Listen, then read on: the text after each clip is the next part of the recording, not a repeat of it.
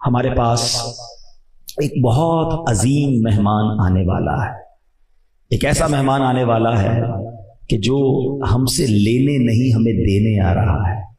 ہمارے گھر پہ جب کوئی مہمان آتا ہے ہم اس کی تیاری کرتے ہیں، اور جیسا کلوز گیسٹ ہوتا ہے اتنی زیادہ تیاری کرتے ہیں، جتنا ریسپیکٹیبل ہوتا ہے اتنی پریپریشن کرتے ہیں. مگر ایک ایسا مہمان آنے والا ہے جس کی سگنیفیکنس، جس کی اہمیت کو سمجھنے کے لیے ایک حدیث ہی کافی ہے کہ پیارے آقا علیہ الصلوۃ والسلام فرماتے ہیں کہ اگر میری امت کو پتا ہوتا کہ رمضان کیا ہے تو وہ تمنا کرتے کہ سارا سال ہی رمضان ہو.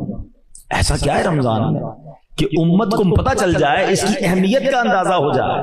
ایک اور مولا علی شیر خدا کرم اللہ تعالی وجہ الکریم کی قول سے سمجھیے. آپ کہتے ہیں کہ اگر اللہ تبارک و تعالی کو اس امت کو عذاب دینا ہوتا تو اس امت کو ماہ رمضان اور سورہ اخلاص عطا نہ فرماتا. اٹ مینس کہ یہ عذاب سے بچانے والی چیزیں ہیں، قرآن اور رمضان. اور سبحان اللہ اب رمضان چند دنوں میں، چند گھڑیوں میں آنے والا ہے. سب سے پہلے تو ہم اللہ سے دعا کرتے ہیں کہ اللہ ہمیں خیر سے رمضان عطا کر دے، صحت کے ساتھ عطا فرما، عافیت کے ساتھ نصیب فرما، پورے روزے رکھنا، پوری تراویح پڑھنا نصیب فرما.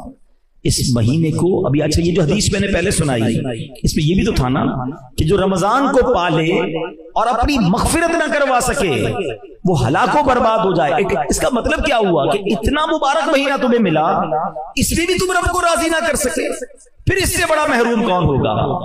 رمضان کی سبحان اللہ گھڑی گھڑی کی جو برکت ہے.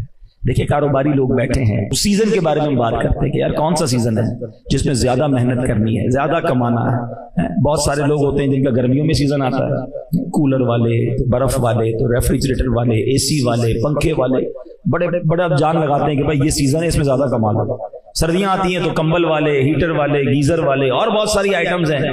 شادیاں ہوتی ہیں تو کپڑے والے اور اس کے جناب جو ریلیٹڈ لوگ ہوتے ہیں. تو جیسا سیزن آتا ہے ویسا ہم زور لگاتے ہیں اس سیزن والے لوگ کہ یار اس میں زیادہ کمانا ہے. تو صحیح بات یہ ہے کہ نیکیوں کا سیزن آ گیا ہے، رحمتوں کا سیزن آ گیا ہے. ریٹ کیسا بڑھ گیا، ثواب کتنا بڑھ گیا کہ فرمایا نفل کا ثواب فرض کے برابر، فرض کا ثواب 70 ٹائمز بڑھا دیا گیا. یعنی آپ سوچیں کہ ہم کام تھوڑا کریں اور اجر زیادہ عطا کیا جائے گا. اچھا سارا سال میں اور آپ دعا کرتے ہیں یا اللہ بخش دے، معاف کر دے، سن لے ہماری پکار، ہمیں ہماری توبہ قبول کر لے. میں اور آپ ریکویسٹ کرتے ہیں، اور رمضان کی راتوں میں رحمت کی ندا آسمان سے دی جاتی ہے کوئی مانگنے والا کہ اس کی مراد پوری کر دی جائے، ہے کوئی سوالی کہ اس کا سوال پورا کر دیا جائے، ہے کوئی مغفرت مانگنے والا کہ اس کی مغفرت کر دی جائے. یعنی ادھر سے ندائیں ہیں کہ مانگ لو، مانگنے کا مزہ آج کی رات ہے. یہ پورا مہینہ رحمت. پھر روزانہ افطار کے وقت، ڈیلی افطار کے دن، یعنی افطار کا جو ٹائم آتا ہے 10 لاکھ گناہگار جہنم سے آزاد کیے جاتے ہیں. 1 ملین سنرز، 10 لاکھ گناہگار. اچھا پھر رمضان میں جمعے کا دن جب آتا ہے ہر گھڑی، ایوری مومنٹ 10 لاکھ گناہگار جہنم سے آزاد کیے جاتے ہیں. اور پھر اس رمضان کی جو آخری رات آتی ہے، احادیث کا مضمون ہے پورے مہینے میں جتنے بخشے گئے سارے کے سارے اس تعداد کے مطابق اتنے اور اس رات بخش دیے جاتے ہیں. جب لیلۃ الجائزہ چاند رات آتی، عید الفطر کی رات، اللہ تعالیٰ فرشتوں سے فرماتا ہے میرے فرشتوں اس مزدور کے بارے میں کیا کہتے ہو جس نے مزدوری پوری کی. فرشتے عرض کرتے ہیں مولا اسے پورا اس کی مزدوری ملنی چاہیے. اللہ فرماتا ہے میرے فرشتوں گواہ ہو جاؤ میں نے سب کی مغفرت فرما دی. مزدوری کر لو، بڑی مزدوری ملنی ہے، بڑی رحمت ملنی ہے، بڑی کمائی ملنی ہے. سارے سال کے گناہ معاف ہو سکتے ہیں اگر ایک مہینہ ہم اللہ کی رحمت لوٹنے کے لیے تیار ہو جائیں. فرسٹ آف آل ہمیں پریپیئر ہونا پڑے گا، اس مہمان کے لیے تیاری کرنی پڑے گی. مگر آج دیکھیں تو تیاری ہو رہی ہے. ہاں بالکل تیاری ہو رہی ہے. کچھ کاروباری لوگ تیاری کر رہے ہیں کہ پیسے کتنے کمانے ہیں، رمضان میں کون سا آئٹم ہے جو زیادہ بڑھ جائے گا، ذرا سٹاک کر لو تو زیادہ پیسے کما لیں گے، ہے رات میں یہ کام کریں گے، دن میں یہ کام کریں گے. بڑی تیاریاں ہو رہی ہیں. اچھا فیملیز میں کیا تیاریاں ہو رہی ہیں، افطار میں کیا پکانا ہے، شہری میں کیا بنانا ہے، یہ آئٹم شارٹ تو نہیں ہے گھر میں یہ بھی منگوا لو، شربت کون سا بنے گا، کھانے پینے کی تیاریاں ہو رہی ہیں. اچھا رمضان کے صدقے میں عید الفطر ملے گا، ٹھیک ہے نا، عید کا دن ملے گا. مگر رمضان میں کیا تیاری ہو رہی ہے کہ عید کیسے گزارنی ہے. 8-10 रोजे के बाद बाजार आबाद। और अब जनाब वो रातें जो इबादत के लिए आई थी वो मार्केट में इसलिए जा रहे हैं कि ईद को पहनना क्या है, मगर इस पूरी प्रिपरेशन में इबादत की तैयारी कहां है, दुआओं की तैयारी कहां है, सजदों की तैयारी कहां है, अल्लाह की रहमत लूटने की तैयारी कहां है कि मुझे किसी सूरत मगफिरत लेनी है, रह ना जाऊं, सब बख्शे जाएं और मैं ना मारा जाऊं। इसकी प्रिपरेशन कहां है, इसकी तैयारी कहां है? हम सब बहुत कुछ सोचते हैं, लेकिन क्या बैठकर कभी घर वालों के साथ ये मशवरा किया कि कौन कब कहां क्या पढ़ेगा, कुरान पढ़ने का टाइम कौन सा होगा, नमाजें कहां पढ़नी है, तरावी, और उसके बाद जनाब और इबादतों का क्या मामला होगा? नहीं मेरे बेटे से, इससे बहुत ज्यादा दूरी है। अनफॉर्चुनेटली रमजान को हमने ऐसा लगता है कि फूड फेस्टिवल बना दिया है, यानी जैसे ही अभी रमजान आएगा तो रेस्टोरेंट वाले लगा देंगे कि ऑल यू कैन ईट, इफ्तार में इतनी आइटमें हैं, सहरी में इतनी आइटमें हैं, आपस में बातें भी हो रही होती हैं कि आज कहाँ इफ्तार करना है, अच्छा सहरी में किधर चलना है, रात को किधर खाने चलना है, बस। अल्लाह अकबर, ये क्यों नहीं कहते कि आज कहां बैठकर कुरान पढ़ना है, आज तफसीर कहां सुननी है, आज दुआ किधर करनी है, आज रात मस्जिद में कहां गुजारना है, अरे आज रहमत किधर से लूटनी है, नोबडी टॉक अबाउट इट। इसलिए रमजान आया है।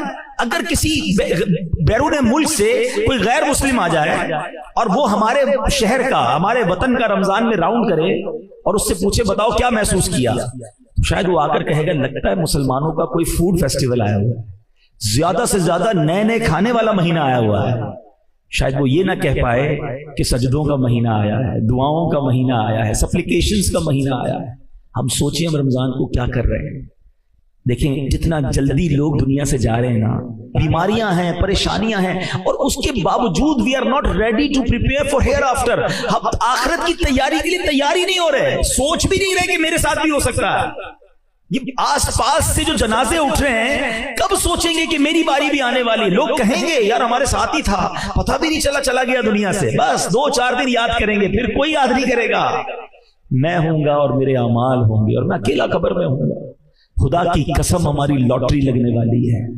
अगर जीते जी फिर रमजान मिल जाए ना, ये चंद दिन, मैं तो बहुत दुआएं कर रहा हूं अल्लाह जिंदा रखियो रमजान तक, आफियत से रमजान देना, खैर से रमजान गुजारना नसीब फरमाना, क्योंकि कोई भरोसा नहीं जिंदगी का। अगर ये रमजान मिल जाए ना, यकीन करो ये अल्लाह का एहसान होगा। और अब इस रमजान को जिंदगी का आखिरी रमजान समझ लो कि बस किसी सूरत मैंने अल्लाह को राजी कर लेना है, क्योंकि अल्लाह करीम की रहमत चाहती है कि मैं और आप बख्शे जाए। एक सजदे पर, रमजान में एक सजदे पर 1500 नेकियां अता की जाती हैं, हदीस का मफहूम है, और उसको जन्नत में सुर्ख याकूत का घर अता फरमाया जाएगा। हर सजदे पर, हर सजदे पर ऐसा दरख्त जन्नत में उसके लिए लगाया जाएगा कि जनाब जिधर 500 साल तक घुड़सवार घोड़ा दौड़ाता रहे उसके साए में दौड़ता रहेगा।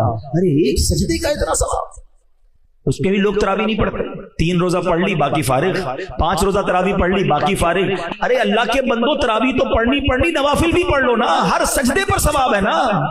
ये महीना तो इसलिए आया है, हमें तो करना क्या चाहिए, काश हम ये प्लान करें कि रमजान में तरावी भी पूरी पढ़ूंगा बल्कि नवाफिल भी पूरे पढ़ूंगा। हमने तो प्लान ही कुछ और किया हुआ अपनी जिंदगी में। असर कितनी 4 रकअतें, जोहर कितनी 4-2-2, अच्छा मगरिब कितनी 3 और 2, इशा कितनी 4-2-3। अव्वल तो पढ़नी नहीं है, पढ़नी है तो शॉर्टकट वाली पढ़नी है। अरे अल्लाह के बंदो क्यों ये नेकियां छोड़ते हो?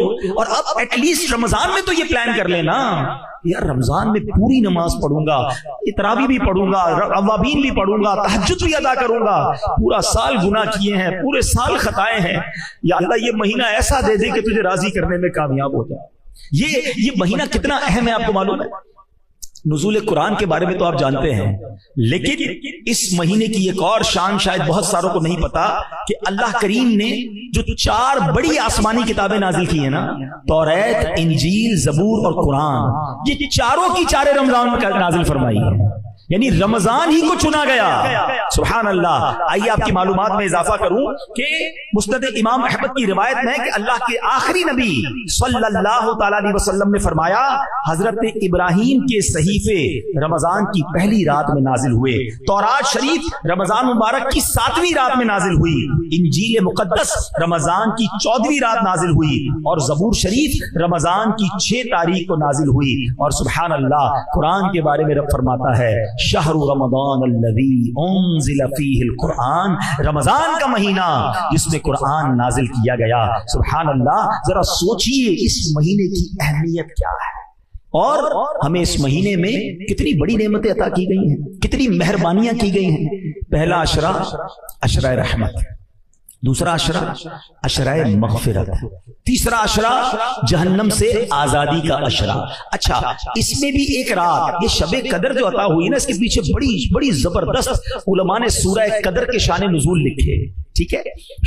سورہ قدر پڑھتے ہیں نا، بسم اللہ الرحمن الرحیم، انا انزلناہ فی لیلۃ القدر وما ادراک ما لیلۃ القدر لیلۃ القدر خیر من الف شہر۔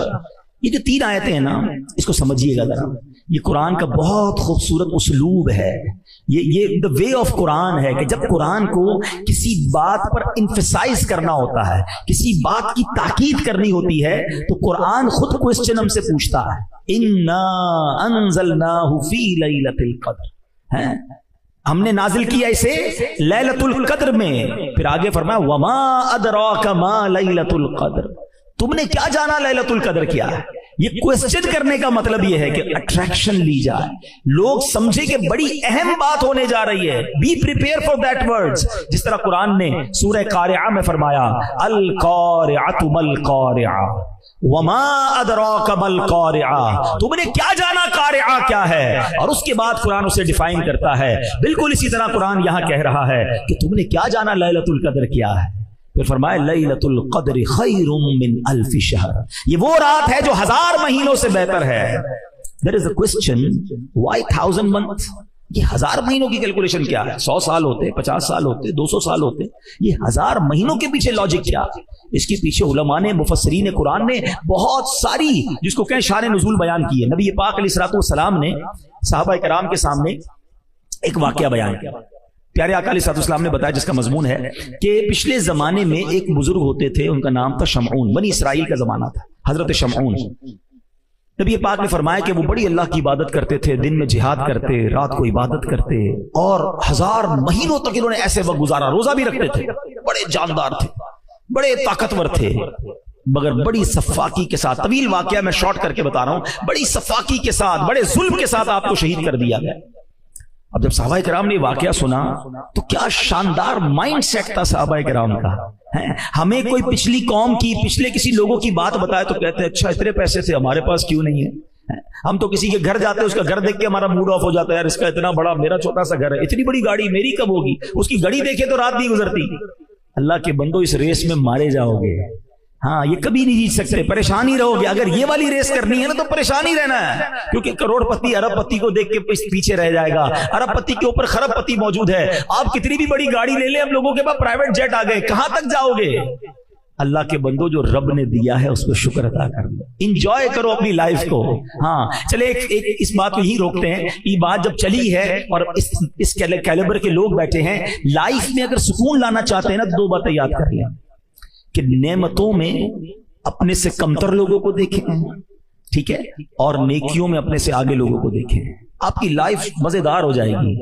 آپ کو جب بھی لگے نا کہ یار میرے سے آگے لوگ ہیں، وہ نہ دیکھیں، اپنے سے پیچھے والوں کو دیکھیں۔ جھونپڑی میں لوگ رہ رہے ہیں، روڈوں پہ سو رہے ہیں، کھانے کو پیسے نہیں ہیں، گھر نہیں ہے، ہاسپٹل میں پڑے ہوئے ہیں، بڑی بڑی بیماریاں ہیں۔ ارے اللہ نے تو مجھے کروڑوں سے اچھا بنایا ہے، میں کیوں آگے والے کو دیکھ کر ٹینشن میں ہوں؟ پیچھے والوں کو دیکھو گے تو سجدے سے سر نہیں اٹھے گا، شکر کرتے کرتے زندگی گزر جائے گی، اور انجوائے بھی کرو گے اپنی لائف کو۔ ہاں نیکیوں میں دیکھو، کمپٹیشن کرنا ہے، آئیے نا میں بتاتا ہوں، صحابہ کرتے تھے نا کمپٹیشن، وہ بھول گئے آپ؟ حضرت عمر رضی اللہ عنہ آدھا مال لائے تھے، حضرت ابوبکر صدیق اپنے گھر کا سارا مال لے آئے، کیوں؟ کمپٹیشن تھا، نیکیوں میں آگے بڑھنا ہے۔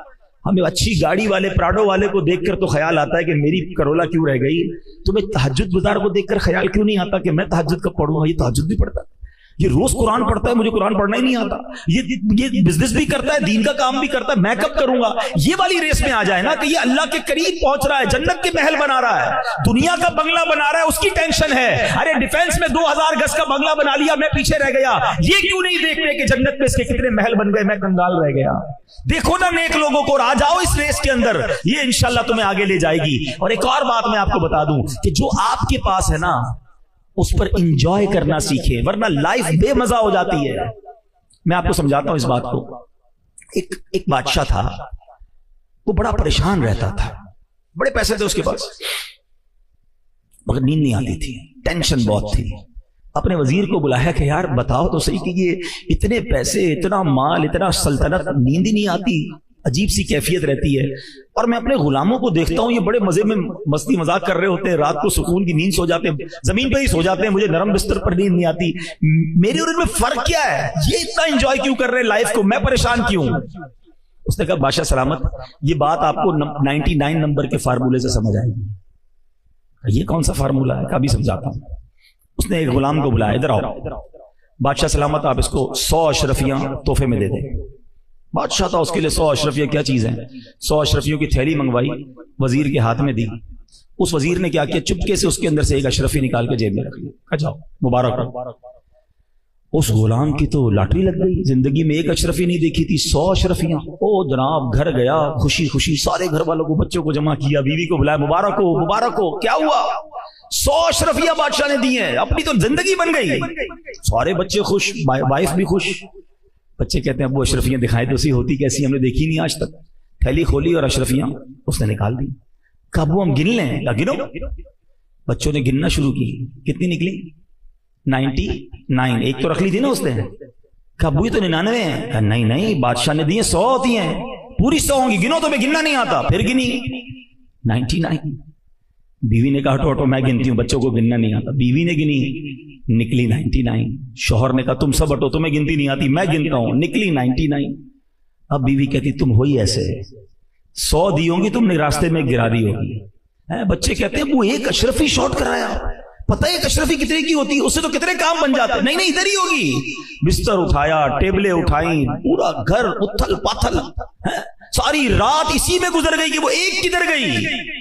صبح آیا وہ غلام بادشاہ کے دربار میں، آنکھیں سوجی لال، جو روز سکون سے سوتا تھا۔ وزیر نے کہا کیا ہوا تمہیں؟ کہا بادشاہ سلامت بڑا مسئلہ ہو گیا۔ کیا ہوا؟ آپ نے تو 100 دی ہوں گی لیکن ہوا یہ گھر گیا تو 99 نکلی تھی۔ وزیر نے جیب سے ایک نکالی کہ یہ ایک لے جاؤ، وہ تو چلا گیا۔ اب وزیر نے جو بادشاہ سے بات کی نا، میں آپ سب کو سمجھانا چاہتا ہوں۔ کہا بادشاہ سلامت آپ کا پرابلم بھی یہی ہے، آپ کے پاس جو ہے نا آپ اس پر خوش نہیں ہیں، جو نہیں ہے اسی کی فکر میں زندگی خراب کر بیٹھے ہیں۔ ہم سب کا یہی حال ہے، خدا کی قسم اتنا ہے ہمارے پاس کہ سارا زندگی سجدہ کرتے گزار دیں، اور ہم میں سے بہت سو کے پاس تو اتنا ہے ہمارے بچے بھی کھائیں تو ختم نہیں ہوگا، مگر ٹینشن یہ کہ وہ کیوں نہیں ہے، وہ کب ملے گا۔ وہ ایک اشرفی کی تلاش میں تم جو 99 ملی ہوئی ہیں اس کو نہ انجوائے کر رہے ہو، نہ شکر ادا کر رہے ہو، نہ مزے لے رہے ہو لائف کے۔ ارے جو ہے اس پہ خوش رہو۔ تو بہرحال میرے میٹھے اسلامی بھائیوں، یہ بات نبی پاک نے جب صحابہ کو بتائی نا کہ وہ حضرت شمعون نے اتنی عبادت کی، تو صحابہ نے کیا خوبصورت مائنڈ سیٹ تھا، بات یہیں سے چلی تھی نا، واپس آ گیا میں۔ صحابہ کہتے ہیں حضور اتنے ساری عبادتیں کی انہوں نے 1000 مہینوں تک۔ حضور ہماری تو عمر ہی تھوڑی، ہم تو چھوٹی عمر والے، اس میں آرام بھی کرتے ہیں، بچپن میں گزر گئے کچھ سال، تو یہ پچھلی قوم والے تو آگے بڑھ گئے نیکیوں میں۔ Look at the mind set of صحابہ کرام، ان کو فکر ہی یہ تھی کہ حضور وہ نیکیوں میں آگے بڑھ گئے۔ اب جب صحابہ نے یہ کہا نا تو نبی پاک علیہ الصلوۃ والسلام کے بھی دل اقدس پر رنج ہوا، اور میرے آقا کے دل پر رنج ہو تو رب کو یہ کب گوا رہا ہے۔ جبریل امین آ گئے، کہتے حضور گھبرائیے نہیں، اللہ کریم نے آپ کی امت کو ایک ایسی رات عطا کر دی ہے، سورہ قدر لے کر آئے، ایک ایسی رات عطا کر دی ہے کہ جو اگر آپ کی امت سال میں ایک بار اس رات میں عبادت کر لے، حضرت شمعون کے 1000 مہینوں والی جو عبادت ہے اس سے زیادہ جو ہے آپ کی امت آگے بڑھ جائے گی۔ So that is the reason of 1000 months۔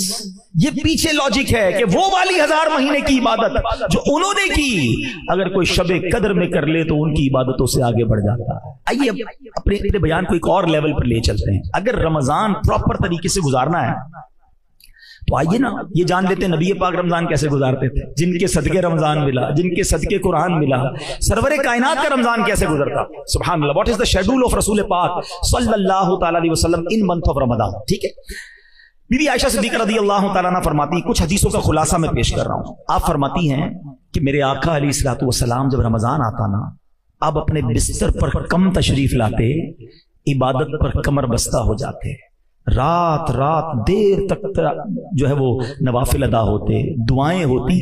فرماتی ہیں نبی پاک کے چہرے کا رنگ بدل جاتا تھا، متغیر ہو جاتا تھا. اور نبی پاک کے پاس جب جبریل امین آتے تو میرے آقا ان کے ساتھ قرآن کا دور فرماتے. ٹھیک ہے. اور میرے آقا کی دریائے سخاوت کا عالم یہ تھا کہ جس طرح تیز آندھی چلتی ہے، نبی پاک رمضان میں اس سے بھی زیادہ سخاوت فرماتے تھے، اتنی زیادہ اللہ کی راہ میں خرچ کرتے تھے. تو حدیثوں سے یہ 4 مین باتیں پتہ چلی ہیں: نمازیں، نوافل، دعائیں، تلاوت اور سخاوت. یہ ہم نے بھی پکڑ لینا ہے. اپنے رمضان کو اس بار اس طرح گزار کے دیکھو کہ عبادت میں گزارنا ہے، ساری نمازیں پڑھنی ہیں، روزے رکھنے ہیں، تراویح پڑھنی ہے، خوب تلاوت کریں. تلاوت کا بھی بڑا مسئلہ ہے، کہنے میں مزہ نہیں آ رہا، مگر بہت بڑی تعداد وہ ہے جن کو پراپر اب تک قرآن پڑھنا ہی نہیں آیا. دنیا بھر کی معلومات، $1 لینا نہیں، ڈالر کا روز ریٹ چیک کرنا ہے، سونے کا بھاؤ چیک کرنا ہے، دنیا بھر کی بحث کرنی ہے، قرآن پڑھنے نہ سیکھ سکا. بتاؤ نا یہ کیسی زندگی ہے. حدیث پاک کے الفاظ ہیں وہ دل ویران ہے جس میں کچھ قرآن نہیں ہے. اپنے آپ سے پوچھو، اتنی نالج دنیا کی اور دل ویران قرآن کے بغیر. نہ کریں ایسا. ایٹ لیسٹ اس رمضان کو تو انڈرسٹینڈنگ آف قرآن کا مہینہ بنا لو نا. اس رمضان میں اپنا شیڈیول ایسا بنائیں کہ یار 1 گھنٹہ روزانہ ایٹ لیسٹ تراویح کے علاوہ میں صرف قرآن کو دوں. اور آپ کے لیے کتنی آسانی ہو گئی ہے. ایک بزرگ نے بڑی پیاری بات کی کہ پچھلے 1400 سالوں میں دین سیکھنا اتنا آسان نہیں تھا جتنا اب آسان ہو گیا ہے. کتابیں PDF پہ آ گئیں، ویڈیوز آنا شروع ہو گئیں، کورسز آن لائن ہونا شروع ہو گئے. یعنی اگر کوئی دین سیکھنا چاہتا ہے، نہیں چاہتا تو اس کی مرضی ہے. فنگر ٹپس پہ دل میں دین ہے. ارے وہ زمانہ تھا لوگ اونٹوں پر، گھوڑوں پر، صحابہ کرام نے 6 مہینے کا سفر کیا ایک حدیث سننے کے لیے. آج کمپائل کر کے بکس ہیں، ذرا آپ انٹرنیٹ پہ سرچ کریں، کتابیں موجود ہیں، PDF پہ موبائل میں آ جاتی ہیں، اپلیکیشنز مل جاتی ہیں، آڈیو بکس آ جاتی ہیں. اگر نہیں سیکھنا تو اور بات ہے. ایک جملہ یاد کر لو، کام آئے گا. جس کو کام کرنا ہو نا، کوئی بھی کام کرنا ہو، اس کے لیے راستے بہت ہیں. جس کو نہیں کرنا نا، اس کے لیے بہانے بہت ہیں. اب آپ راستے نکالنے والے ہیں یا بہانے بنانے والے ہیں، یہ خود سوچ لیں. میری گزارش ہے اس رمضان میں انڈرسٹینڈنگ آف قرآن ڈیولپ کریں. اللہ کہتا کیا ہے قرآن میں، فرمایا کیا اس نے، مجھ سے کیا بات کی ہے رب نے. خدا را قرآن کو وقت دیں، قرآن کی اپنے تلفظ درست کریں. دعوت اسلامی یہ ساری سروسز آپ کو دے رہی ہے. آن لائن کلاسز موجود ہیں، آپ آن لائن پڑھ لیں گھر بیٹھے. آپ کو آن لائن قاری صاحب پڑھا دیں گے، اسلامی بہنوں کو اسلامی بہنیں پڑھا دیں گی. اس کے علاوہ ہمارے پاس ہم نے بڑی ایک آسان تفسیر قرآن صراط الجنان بالکل آسان اردو میں موجود ہے. اس کو PDF بھی ڈال دیا ہے، اس کو اپلیکیشن بھی بنا دیا ہے، آپ آڈیو بھی ریلیز کر دی ہیں تاکہ آپ گھر بیٹھے صرف سنتے ہی رہیں قرآن کو کہ ترجمہ کیا ہے، تفسیر کیا ہے. اور آج کی اردو میں 100 سال پرانی اردو ڈیفیکلٹ تھی اور آسان اردو میں لکھ دیا کہ لوگ سمجھیں. تو اس بار قرآن کے ساتھ رمضان گزاریں. میرے آقا دور فرماتے تھے قرآن کو. جو حافظ بچے مجھے سن رہے ہیں، کم از کم رمضان میں قرآن تو پکا کر لیں. رمضان میں تو اپنے قرآن کی دہرائی کریں. ویسے تو سارا سال ہی آپ کو کرنا چاہیے تھا، لیکن یہ تو نزول قرآن کا مہینہ ہے. خاص رمضان اور قرآن کا ایک کمبینیشن ہے، اس کو حاصل کر لیجئے. اور پھر اس رمضان میں سخاوت کیجئے. اور یہ جو سخاوت ہے نا، اس کے پیچھے بھی ایک لاجک بڑی پیاری ہے. رمضان کو ماہ صبر بھی کہا جاتا ہے، ماہ مواسات بھی کہا جاتا ہے. ماہ مواسات کے معنی کیا ہے؟ خیر خواہی کرنا، مدد کرنا ہے، لوگوں کی ہیلپ کرنا. اب اس میں بھی پتہ کیا ہوتا ہے، بڑی پیاری بات مولانا نقی علی خان جو اعلیٰ حضرت کے بھی والد صاحب لکھتے ہیں کہ رمضان کے روزوں کے پیچھے ایک لاجک ہے. جب انسان بھوکا ہوتا ہے نا، ڈھال ہو جاتا ہے، عصر کے بعد کیفیت ہو جاتی ہے نا، تو بتا اب اس کو احساس ہوتا ہے کہ غریب کیسے زندگی گزارتا ہے.